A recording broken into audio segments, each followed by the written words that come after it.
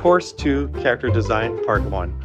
Welcome to the second class of From Sketch to Cinematic IP. So I've broken up this design phase into three parts. There's the mother, the monster, and the location. And today we'll start with the emotional core of our story, because before you design horror, you need to design who we care about, which is the mother.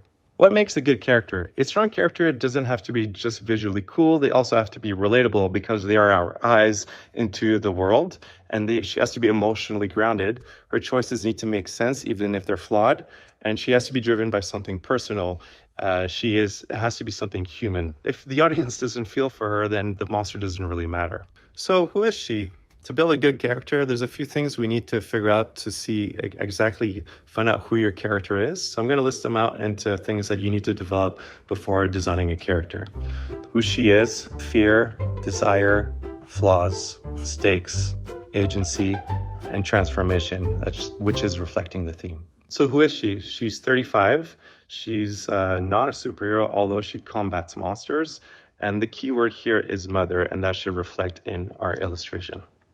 Her fears are pretty simple. She doesn't want to die. But not only that, it's that if she dies, the fear of her kids growing up without a mother and her husband being alone and also without a wife.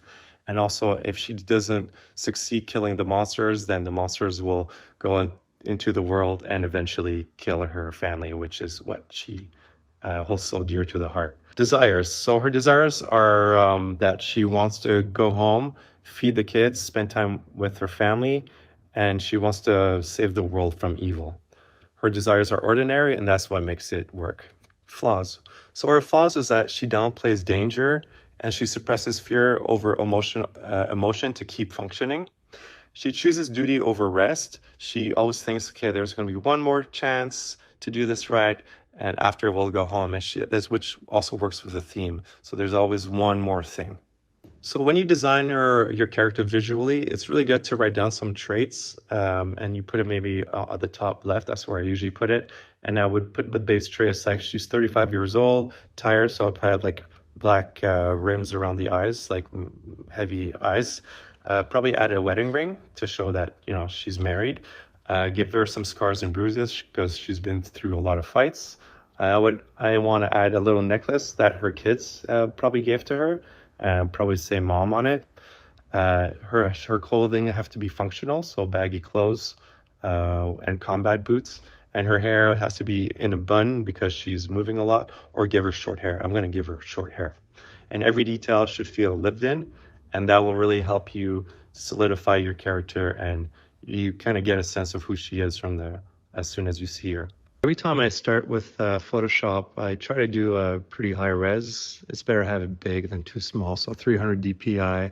And I think of like poster size, so 10 by 12 inches. I write down the mother, her age, all those attributes that we talked about, just to remind me in case I forget, which I know I will forget.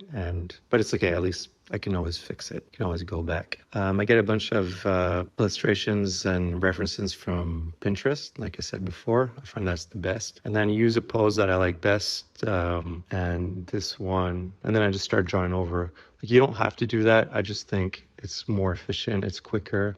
It won't really look like it at the end. I always use reference. It just makes it more real, more realistic. I actually pose a lot for my references. Even if it's a girl, I pose as a girl, or I always skewed for little animals. I also pose. I just get the clothes that are very close to my design.